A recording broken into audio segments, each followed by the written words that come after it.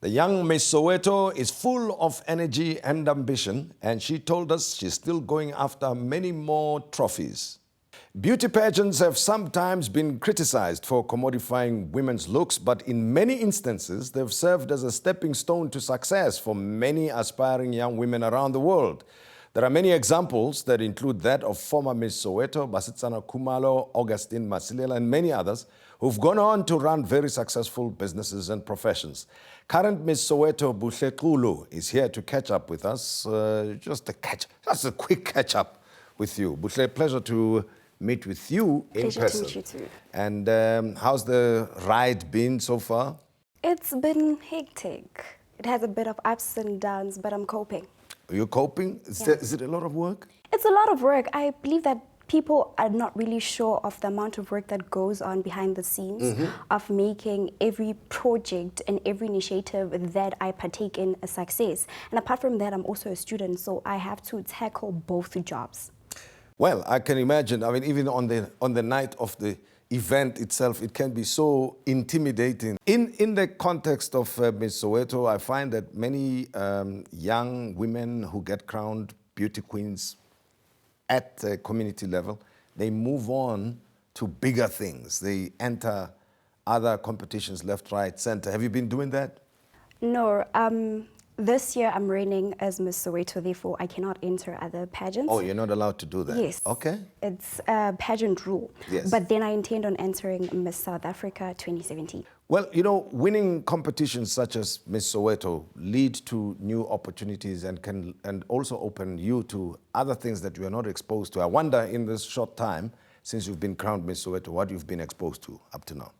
Up to now, I've had the opportunity to actually speak at youth programs, to inspire the youth to value education, teach them about the importance of self-love and how they can go about using education to empower themselves. And apart from that, I've also been involved with a number of projects that deal with donating sanitary pads to underprivileged girls. I believe that people are really not aware of the impact that keeping a girl child in school has, that it leads to the development of our community as well as our economy. And for yourself, now that you are doing all these sorts of things and now having to speak in front of people, has it boosted your confidence? Very much so. I've done public speaking in high school and I was hugely involved with leadership, so I always had the opportunity to actually speak to a huge crowd. So this has just elevated to another level. So, as you watch things happening around you, you're being chaperoned around and being driven here, being interviewed on shows, you are imagining bigger things, I can imagine, for yourself. What are the bigger things? Bigger things, definitely Miss South Africa. I intend on auditioning this year and making it as a top 12 finalist for 2017. And are you allowed to enter other competitions in the meantime? In the meantime, no. I have a contract. It's a pageant rule that once you're reigning as a pageant queen, you cannot enter other pageants till the contract comes to an end. So my reign only ends in the 5th of December. Then on can I then partake in other pageants. And that's why the ambition 2017 with Miss South Africa. Yes. And of course, hopefully, then you emerge Miss South Africa. Yes. Is that going to be the crown that you're after? No, the crown that I'm really after is Miss World. But then I just need to be realistic about it. We always have a conversation with my sisters that when I'm on the Miss World stage, then only can really celebrate and say, yeah, we did it. But before then, nah, you just have to work. But celebrate every step of the way. Yeah, we are, but the end goal is Miss World. But how's this whole experience of being crowned Miss Soweto changed your life as you know it in Soweto? I mean, your neighbors, people who knew you as just Buhle, Nje. Now, when they see you, they see Miss Soweto. Has that changed their attitudes towards you? It has, because now I really need to sit back and realize that I'm a role model. Yeah. Young boys and girls actually look up to me like, "Sifuna ukufana nawe." Yeah. So, is that what they say to you? Yes. The same people that you grew up with? Yes. Like, oh, Miss Soweto, Miss Sontra, sifuna ukufana nawe. Yeah. So then now I need to be aware of every little thing that I'm doing and the impact that it has, because it might affect the way the little girl looks up to me and the decisions that the little girl takes. And what about your colleagues at university? Because you're still a student now, right? At UJ. Okay. What about them? Are they aware that you're a big deal? They are actually aware, but they always tell me like, Miss Soweto, yeah, you're a student. So I just need to balance the two and know that when I'm at school, I'm going there for a particular reason, and that is to get my honors qualification. Are there any particular beauty queens that you look up to? I mentioned only two earlier on. Asitsana Khumalo. Yeah, and is she your mentor or just somebody you look up It's to? somebody I look up to because of the reason that she was able to utilize every title to her benefit. Like, she's a big deal right now. She's a household name, and I also want to be just like her. And do you have your own mentors? Maybe people who have paid attention to you now and say, you know, we want to groom this young girl so she becomes one of the top beauties that this country has produced. I'm actually still looking for a mentor because I was saying that since I want to enter Miss South Africa, I need somebody that is going to mentor me. So I'm in the process of finding a mentor. Okay. Well, it's also great that mentors find you too.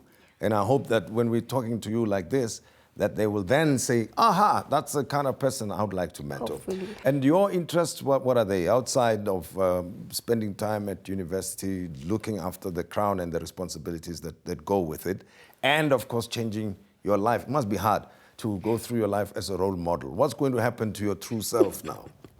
No, I'm still remaining true to myself. Yeah. It's just that a matter of being aware of every little action that I take and the impact that I want to leave in other people's lives. So the moment I know that I'm doing this and this is the consequence, then I believe that I'm on the right track. Well, I've heard and we've read that things to do with beauty are not all glitz and glamour, that there's sometimes a lot of stresses and tears. What are those for you?